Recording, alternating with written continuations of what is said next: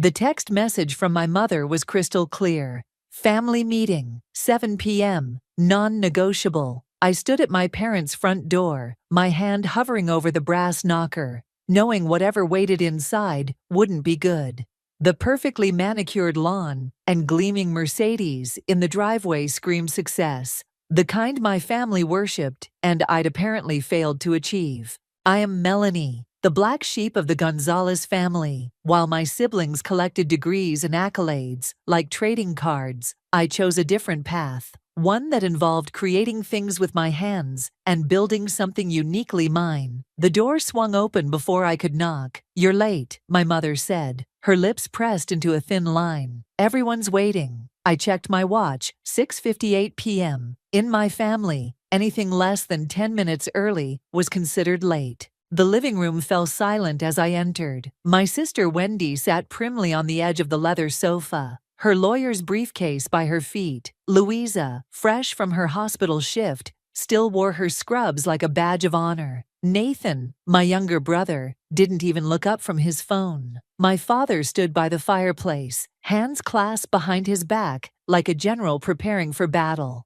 "Sit down, Melanie," he commanded, gesturing to the lone armchair facing everyone else. The setup reminded me of those intervention shows on TV. "What's this about?" I asked, remaining standing.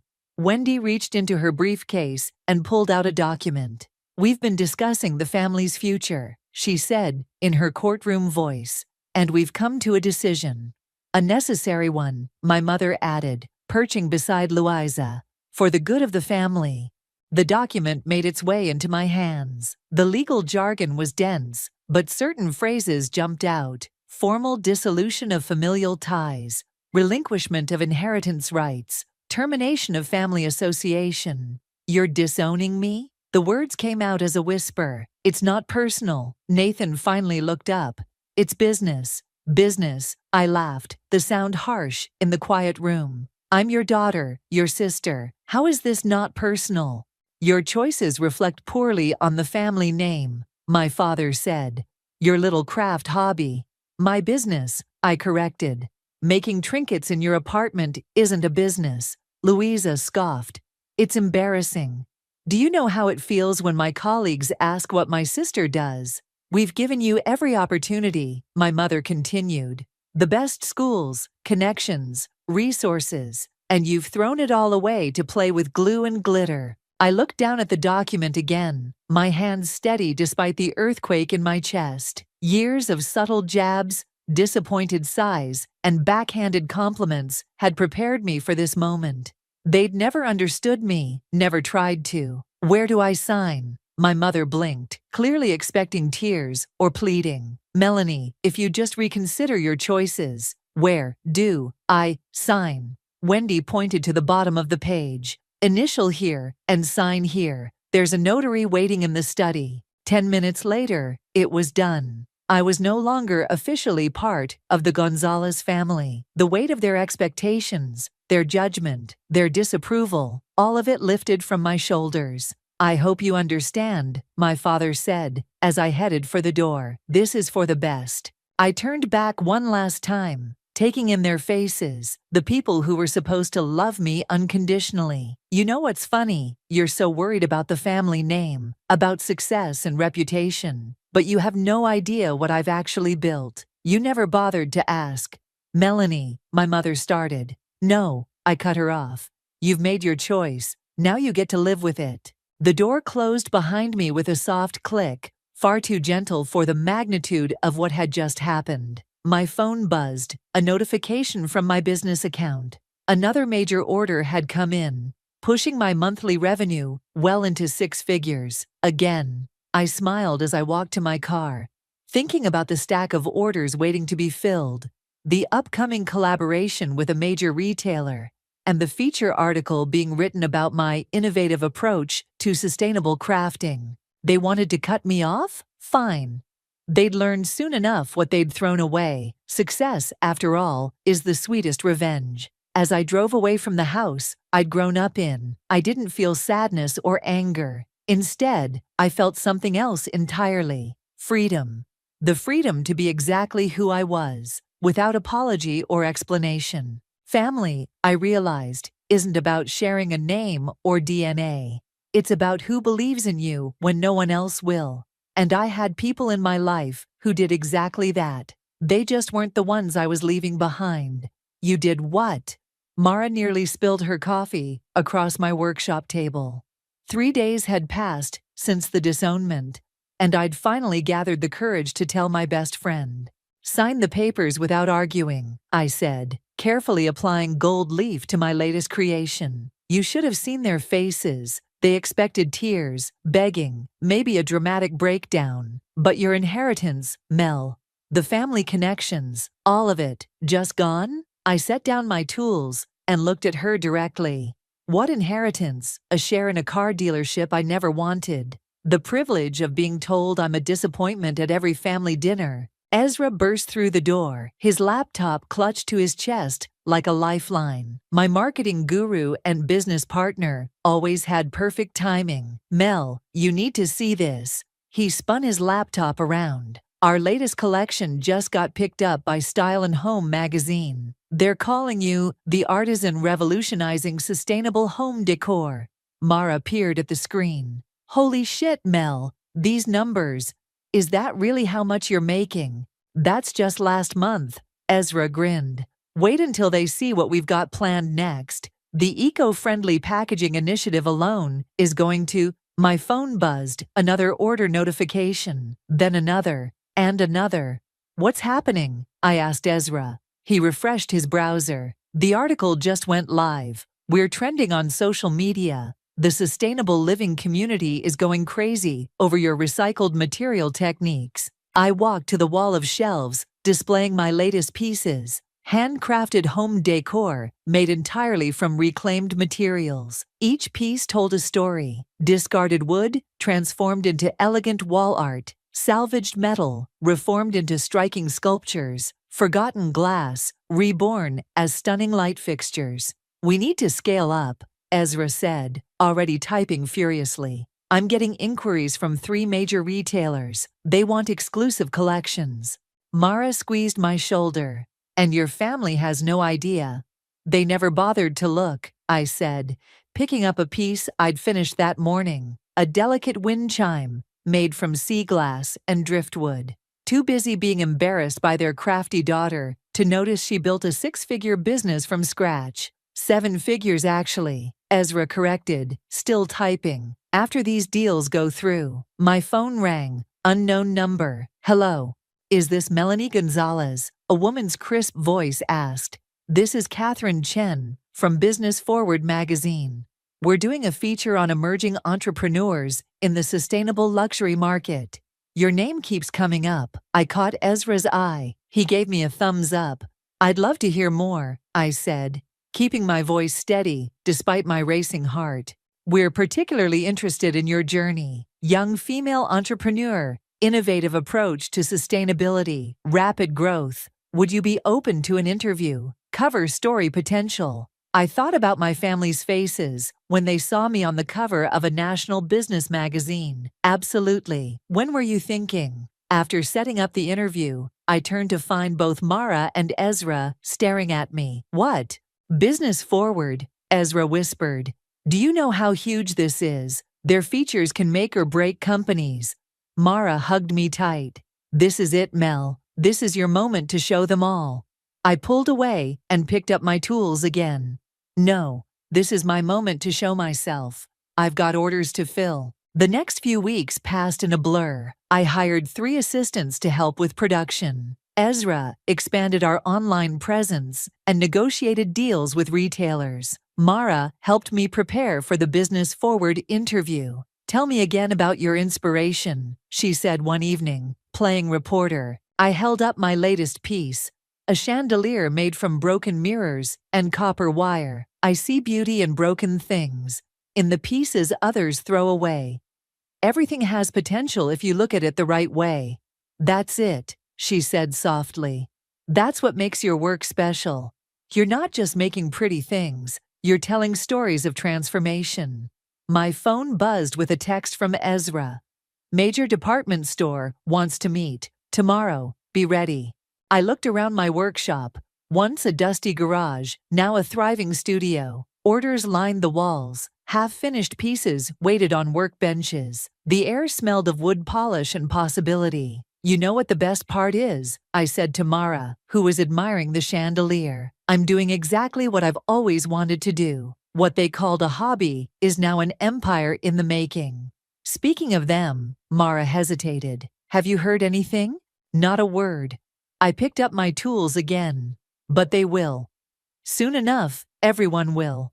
The chandelier caught the setting sun, sending fractured light dancing across the walls. Like my life, I thought. Broken pieces, creating something unexpectedly beautiful. "Time to get back to work," I said, reaching for another piece of salvaged copper. "These orders won't fill themselves." There she is. Catherine from Business Forward rushed toward me, her heels clicking against the studio floor. "Our cover girl." She thrust the magazine into my hands. My face stared back at me, surrounded by my most intricate pieces. The headline read, "The Queen of Sustainable Luxury: How Melanie Gonzalez Turned Trash into Treasure." "The response has been incredible," Catherine gushed. "Social media's exploding. 3 major networks want interviews." Ezra burst in, waving his phone. "Mel, the website crashed from traffic. We've got wait lists forming for every piece. And that department store deal? They doubled their initial offer." I traced my finger over the magazine cover, still struggling to believe it was real. The article detailed everything: my creative process, business model, revenue growth. Everything except my family's rejection. "The Today Show called," Catherine continued. "They want you for Monday morning. Prime slot." My phone lit up with a text from Wendy. "My first contact with family in 2 months. We need to talk. Urgent family matters." I showed the message to Mara, who'd been quietly organizing orders in the corner. "Funny how you're suddenly family again," she muttered. Another text arrived, this time from Louisa. "Saw the magazine. Why didn't you tell us? Call me ASAP." "Ignore them," Ezra said, glancing at my phone. "We've got bigger things to focus on. The Singapore collector wants to commission 3 custom pieces, 6 figures each." Catherine cleared her throat. "Speaking of figures, Forbes is interested in featuring you in their 30 under 30 list." The notifications kept coming. "Nathan, Mom's upset. You should call her." Then my father. "We should discuss your recent publicity." "Your story's inspiring people," Catherine said, oblivious to my family drama. "Young entrepreneur refuses to follow conventional path, proves everyone wrong. It's resonating. Especially the sustainability angle," Ezra added. "The video of you collecting materials from demolition sites went viral. People love seeing the transformation process." My phone buzzed again. My mother this time. "Family dinner, Sunday, 7 p.m. We have much to discuss." Mara read the message over my shoulder. "You're not going, right?" I set the phone down and picked up a piece of sea glass, turning it over in my hands. "Remember what you said about my work, Mara? About seeing beauty in broken things?" "Mel, no, they don't deserve." "I'm going." I cut her off. "But not for the reasons they think." The rest of the week was a whirlwind. The Today Show interview went viral. Orders flooded in faster than we could handle them. I hired 5 more assistants and leased additional workspace. "Look at these numbers," Ezra said during our Friday meeting. "We've exceeded our annual projection in just 2 months. The sustainable luxury market can't get enough of your work. The waiting list for custom pieces is 6 months long," one of my assistants added. "Even with the premium pricing." I nodded, only half listening. Sunday's dinner loomed in my mind. Then my phone lit up with an email that changed everything. "Holy shit," I whispered. Ezra looked up. "What?" "The Museum of Modern Art. They want to feature my work in their upcoming exhibition on sustainable art." The studio erupted in cheers. Mara hugged me tight. "See? This is what happens when you believe in yourself." "When do they want to meet?" Ezra asked, already pulling up his calendar. "Next week, in New York?" I laughed. "They're sending a private jet." Sunday arrived too quickly. As I pulled up to my parents' house, I noticed all their cars were already there. The whole family, right on time as usual. My phone buzzed one last time. A message from Catherine.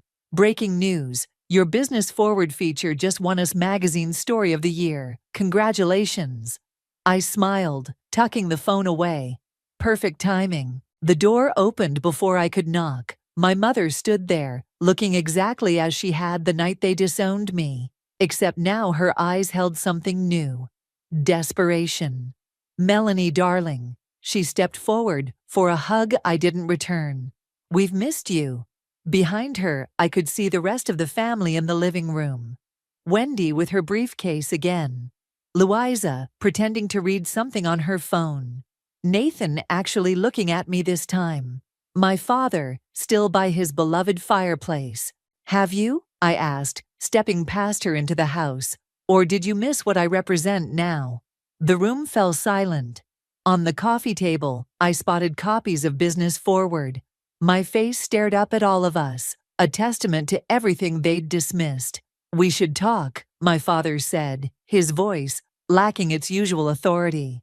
About the future, about family. I sat in the same chair they'd put me in months ago, when they'd decided I wasn't good enough to be part of their family. Yes, I agreed, smoothing my designer dress, paid for with my little craft hobby money. Let's talk about the future. The silence in the living room was thick enough to cut.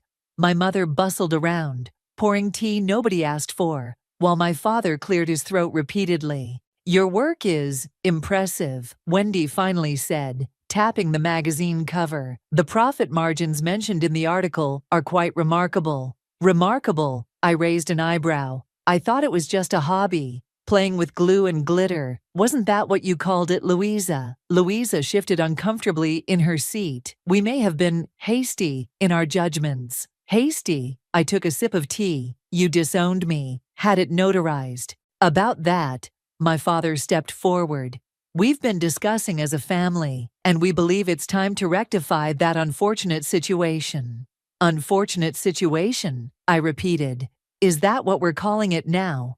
Wendy reached for her briefcase, always the lawyer. I've drawn up papers to nullify the previous agreement. We can have it done today. The timing seems convenient, I said, watching their faces. Right after the magazine cover, the TV appearances, the museum exhibition announcement. Museum exhibition? Nathan perked up. Which museum? MoMA, I said casually, enjoying their shocked expressions. They're flying me to New York next week. Private jet. My mother dropped a teacup. It shattered on the hardwood floor, but nobody moved to clean it up. Melanie, my father's voice, took on the tone he used for important business deals. There's something else we need to discuss. The dealership is struggling. I finished for him. I know. I did my research.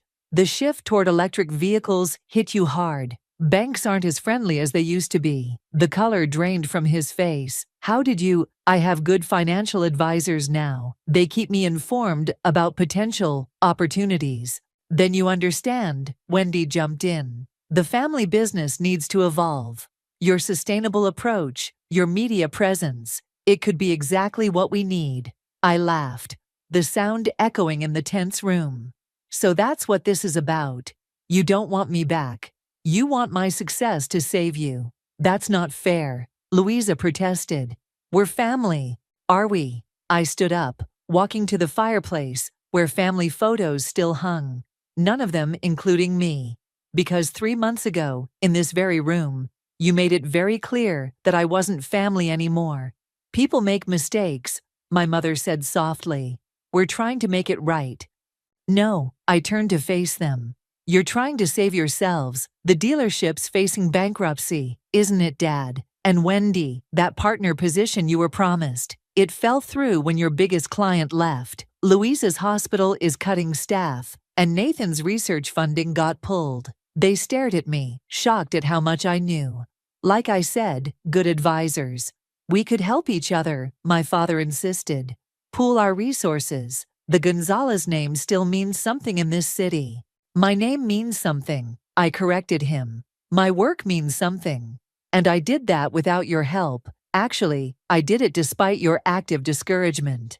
My phone buzzed. A text from Ezra. Singapore collector doubled their offer. Again, says price is no object. I have a meeting, I said, gathering my things, with people who believed in me before the magazine covers and TV spots. Melanie, please. My mother grabbed my arm. We're sorry. We were wrong. What more can we say? I gently removed her hand. You know what's interesting about my work? I take broken things that people throw away and turn them into something valuable. But some things, once broken, can't be fixed. Some relationships, once shattered, stay that way. You're really going to hold a grudge? Nathan asked, after we've apologized. Apologized. I walked to the door. All I've heard are business propositions and convenient excuses. Not one of you has actually said you're proud of what I've built, or that you were wrong about my choices. You just want what I have now. That's not true. Wendy started. Save it. I cut her off. Keep your legal papers and your business proposals. I'm doing fine on my own. At the door, I turned back one last time. You know what the worst part is? If you'd supported me from the beginning, I would have helped you without hesitation. Family meant everything to me, but you taught me something valuable when you disowned me. Sometimes the family you choose is better than the family you're born into. I walked out, leaving them with their broken teacup and shattered pride. My phone buzzed again. Mara this time. How'd it go? Exactly as expected, I texted back. They want what I have, not who I am. Their loss, she replied. Studios packed with orders. Want to come help? Pizza's on me. I smiled, starting my car.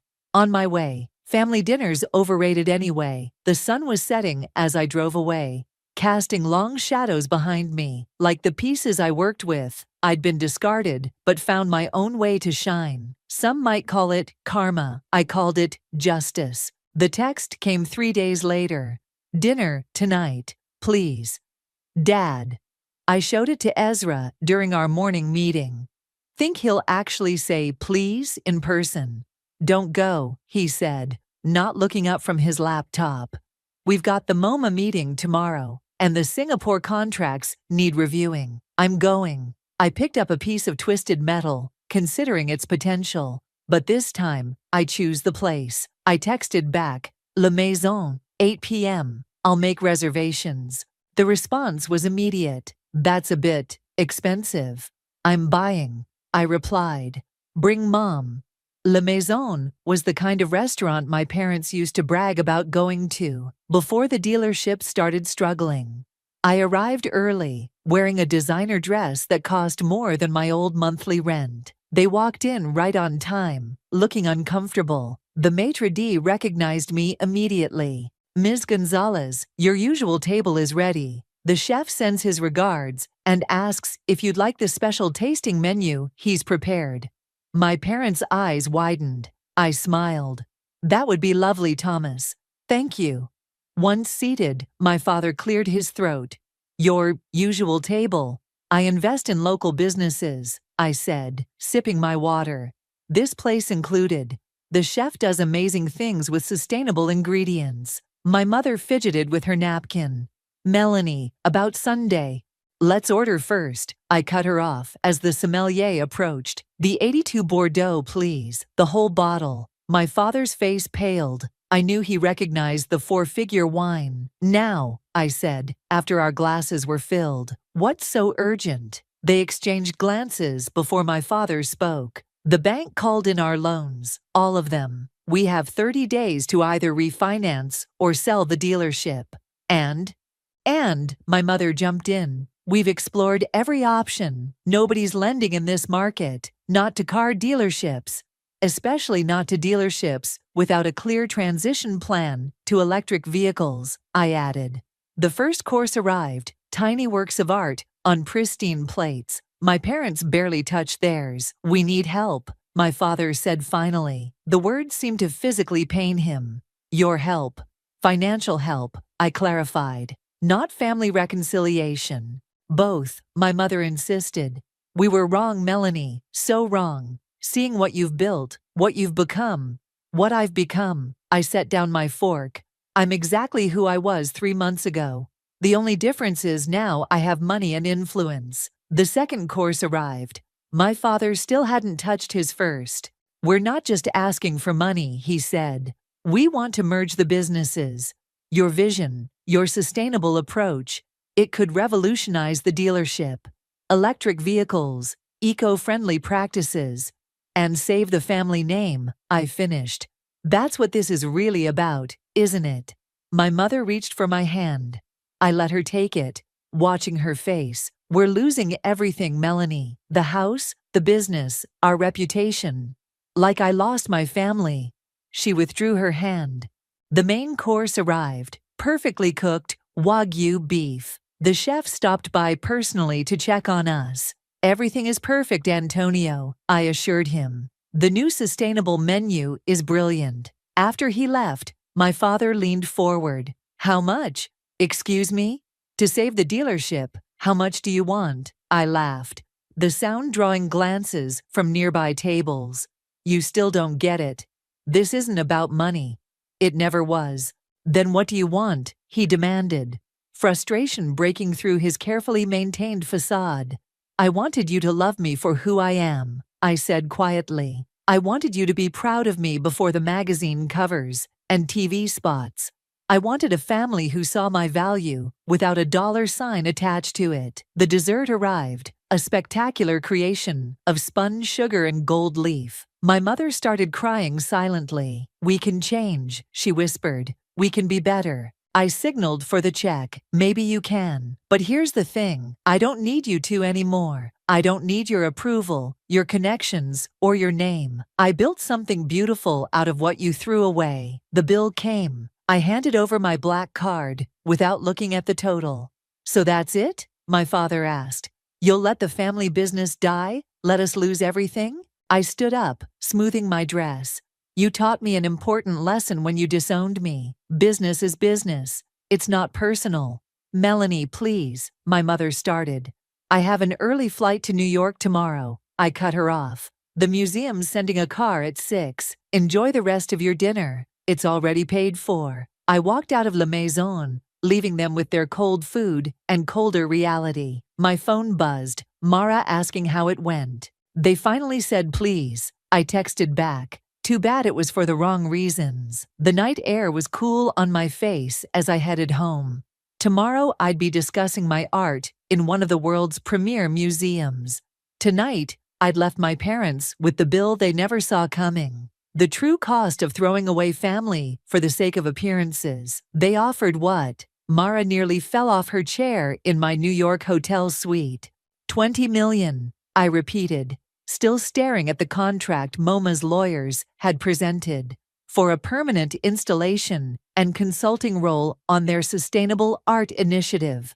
Holy shit, Ezra whispered, pacing the room. That's not including the Singapore deals or the retail contracts. My phone buzzed. Wendy again. Dad's meeting with bankruptcy lawyers tomorrow. Please call.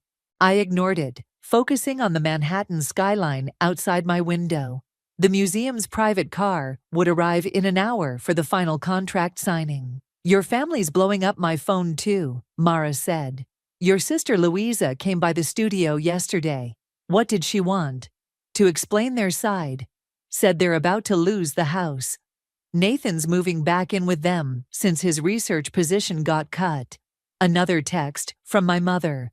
Please come home. We need to talk as a family. Ezra stopped pacing. You know what's ironic? If they hadn't disowned you, your business wouldn't have grown this fast. You channeled all that hurt into your work. Speaking of work, Mara picked up a piece from my latest collection.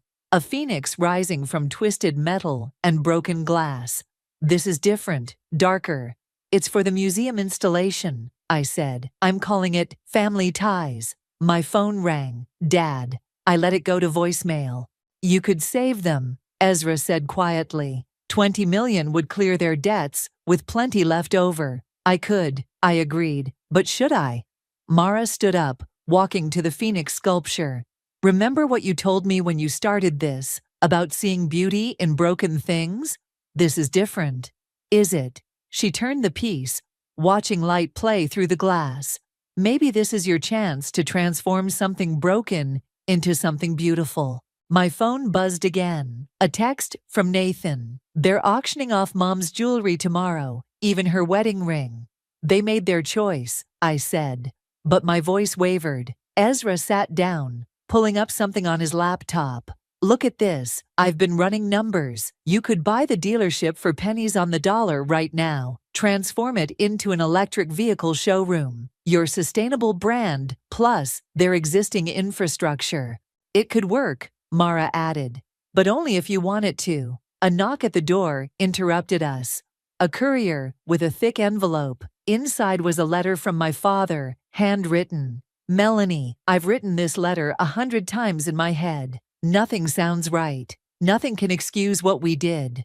You were always the strongest of us, the most genuine. We were too blind to see it. I'm not asking for money. I'm asking for a chance to be the father I should have been. To be the family you deserved. We're losing everything, but that's not why I'm writing. We lost what mattered most the day we signed those papers. We lost you. I'm proud of you. Not because of your success, but because of who you are. Who you've always been. Love. Dad. The paper shook in my hands. Mel? Mara asked softly. He said he's proud of me, I whispered. For the first time in my life. Ezra closed his laptop. The museum contract doesn't need to be signed today. We could postpone. My phone buzzed one final time. A text from Louisa. Mom's in the hospital. Stress and exhaustion. She keeps asking for you. I looked at the Phoenix sculpture. Its broken pieces, forming something new, something stronger. Call the car, I said. We're making a stop before the museum. Where? Mara asked, though her smile suggested she already knew. The bank. I need to make some arrangements. And then, Ezra was already dialing. I picked up the Phoenix, carefully wrapping it. Then we're going to save a family. But on my terms. What are you thinking? Mara asked. A new company, sustainable luxury vehicles, electric showrooms with my art installations, a complete reinvention of what the family business means. With you in charge, Ezra added. With me in charge, I agreed. They want to be family again. Fine, but we do it my way. No more hiding who I am. No more shame about being different. The prodigal daughter returns, Mara smiled, but this time, she's the one with the power. I looked at my father's letter again. Sometimes the things we break can be rebuilt stronger, but first, everyone has to admit they're broken. The car arrived as I finished packing the Phoenix. It seemed fitting. This piece about resurrection would now witness one. Ready? Mara asked. I nodded, tucking the letter into my pocket. Time to show them what family really means and what it costs. We headed down to the waiting car, the Phoenix carefully cradled in my arms. Its glass wings caught the sunlight, sending fragments of light dancing across the walls, broken pieces coming together to create something unexpected, something beautiful, just like family should be. The hospital waiting room fell silent as I walked in, the Phoenix sculpture still in my arms. My siblings looked up from their phones, their faces a mix of surprise and relief. You came, Wendy said, standing. Where is she? I asked. Room 304. Louisa answered. Dad's with her. Nathan stepped forward. The doctors say it's mostly exhaustion. And, save it, I cut him off. We're having a family meeting, now. Conference room down the hall. All of you. They exchanged glances, but followed me. The Phoenix found its temporary home on the conference room table, its shadows dancing across their tired faces. Before we see Mom, I said, pulling out a stack of papers, we're going to get some things straight. Is that? Wendy started, recognizing legal documents. A new company structure? Yes. I laid out the papers. The dealership gets restructured into Phoenix Electric, sustainable luxury vehicles. I'll clear the debts, invest in electric infrastructure, and integrate my art installations into the showrooms. Their eyes widened at the numbers. But, I continued, there are conditions. Of course there are, Nathan muttered. First, I'm CEO, non-negotiable. Dad becomes chairman emeritus, advisory role only. Each of you gets shares based on your contribution to the new vision, not family ties. Wendy reached for the papers. I pulled them back. I'm not finished. Second condition. The old family dynamics die today. No more judgment about life choices. No more forcing people into boxes they don't fit in. Is this revenge? Louisa asked quietly. No. I picked up the phoenix. It's resurrection. But first, you need to understand what you did. I faced each of them. Wendy, you drafted the papers to disown me. Louisa, you mocked my little hobby every chance you got. Nathan, you couldn't even look at me that night. Each of you chose status over sister. The room fell silent, except for the hum of fluorescent lights. We were wrong, Wendy whispered. Say it louder. We were wrong. She stood up, tears in her eyes. I was wrong. I let my own insecurities about success blind me. You built something amazing while I chased other people's definitions of achievement. Louisa joined her. I was jealous. You had the courage to follow your passion while I followed expectations. I'm so sorry, Mel. Nathan remained seated. I was a coward, he said simply. I knew they were wrong about you, but I stayed quiet. It was easier. I set the phoenix down. That's a start. Now, about Mom and Dad. The door opened. My father stood there, looking older than I'd ever seen him. I heard everything, he said. The nurses said you were here, and I... He trailed off, staring at the phoenix. Dad, no. He held up his hand. My turn. He walked to the sculpture, touching it gently. This is beautiful, like everything you create. I was too proud, too stuck in my ways to see it. To see you. The company, Wendy started. Isn't what matters, he cut her off. Your mother's upstairs wondering if she'll ever see her daughter again. Not because of the money or the business, but because we threw away our child for nothing. I felt tears threatening, but held them back. Not nothing. You threw me away for appearances, for status, for the family name. And look where that got us. He gestured to the hospital walls. Our name means nothing now, but you built something real, something meaningful. He picked up the papers, reading quickly. These terms, they're more than fair, more than we deserve. Dad, you'd be giving up control, Nathan pointed out. Good, he said firmly. Look what my control did to this family. He turned to me. The company is yours. The family, that's up to you. I took a deep breath. Mom first. Then we sign. We rode the elevator in silence. Outside room 304, I stopped them. One more thing, I said. That disownment paper, I want it destroyed. Publicly, at the first board meeting of Phoenix Electric. Done, they said in unison. My mother was awake, looking small in the hospital bed. When she saw me, she started crying. My baby, she reached out. I'm so sorry, so sorry. I took her hand, feeling its trembles. I know, Mom, I know. We can't take it back, she said through tears. But can we try again, please? I looked around at my family, broken, humbled, but here. Like the materials I worked with, sometimes the most damaged pieces could be transformed into something stronger. Yes, I said, squeezing her hand. But this time, we do it right. All of us. The phoenix on the conference room table caught the setting sun, sending ribbons of light through the hospital window. Sometimes, I thought, resurrection comes at a price, but if everyone's willing to pay it, the result can be beautiful. The Phoenix Electric showroom gleamed under spotlight and camera flashes. My latest installation, a massive chandelier made from recycled car parts, dominated the entrance. Reporters jostled for position as my father cut the ribbon. And with that, he announced, "We welcome you to the future of sustainable luxury." Mara appeared at my elbow. Channel 7 wants an interview with the CEO. The CEO is busy admiring her work. I smiled, watching potential customers stream in. Ezra rushed over with his tablet. Pre-orders are insane. The sustainable luxury market is eating this up. Your art installations are trending on every platform. My mother touched my arm gently, a new habit she'd developed, as if making sure I was real. Melanie, darling, The governor's asking about commissioning a piece for the State House.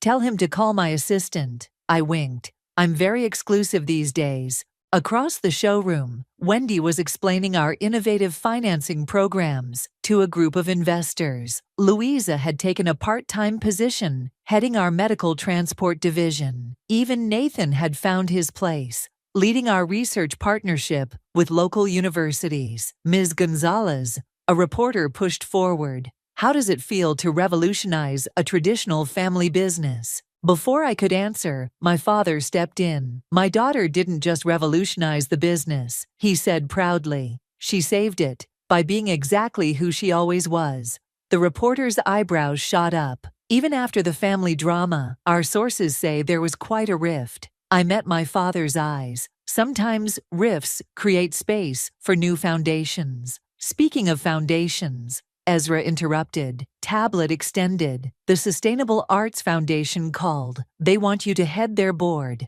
My mother squeezed my hand. Go, she whispered. We can handle things here. I shook my head. Family first, business second. That's our new motto, remember. The showroom continued filling with people, admiring both the vehicles and the art. Each piece told a story of transformation, from the chandelier above to the small phoenix sculpture still perched on my desk. Mel, Mara called out, your sister's looking for you. Something about the community outreach program? I found Louisa in the conference room, surrounded by blueprints. We got approved, she announced. The Youth Arts Center can break ground next month. In the old dealership lot? Where else? She smiled. From car sales to creating opportunities, very on brand for the new US. Nathan poked his head in. Mom's getting emotional again. Dad's trying to handle it, but I followed him to find our mother wiping tears, surrounded by concerned guests. Mom, I touched her shoulder. You okay? She pulled me into a hug. I just never imagined all of this. You've made something so beautiful, inside and out. We made it, I corrected her. Once we stopped breaking things and started fixing them. Wendy joined us, champagne in hand. To fixing things, she raised her glass. And to my sister, who taught us that sometimes the most valuable things are the ones we almost throw away. The evening wound down. As the last guests left, my family gathered under the chandelier. Its shadows danced across our faces, broken pieces creating patterns none of us could have predicted. The disownment papers, my father said suddenly. We never did destroy them publicly. I walked to my office, returning with a document that had changed everything. Actually, I said, I had other plans for these. I handed pieces to each family member. Together, we walked to the art installation in the center of the showroom. A massive glass furnace, part of my live demonstration space. The phoenix rises, I said, opening the furnace door. But first, the old has to burn. One by one, we fed the papers into the flames. As they burned, I reached for the glass-blowing tools. Watch, I told them, gathering the molten glass mixed with the paper's ashes. This is how you make beauty from pain. Hours later, a new piece sat cooling. A small family of glass figures, their cores containing the ashes of our worst moment, transformed into something new. It's us, my mother whispered. It's who we are now, I corrected. Not perfect, not unbroken, but stronger where we were broken. Ezra and Mara found us still there, admiring the piece. Ready to call it a night, boss? Ezra asked. I looked at my family, really looked at them. At my father's proud smile, my mother's gentle touch, my siblings' relaxed poses. At how far we'd come from that night, they'd tried to disown me. Actually, I said, I think we're just getting started. The chandelier above caught the last light of day, sending fragments of rainbow across the showroom floor. Like family, like art, like life itself, sometimes the most beautiful things come from knowing exactly which pieces to keep, which to transform, and which to let go. Come on, I told them all. Let's go home. And this time, I knew exactly what that meant.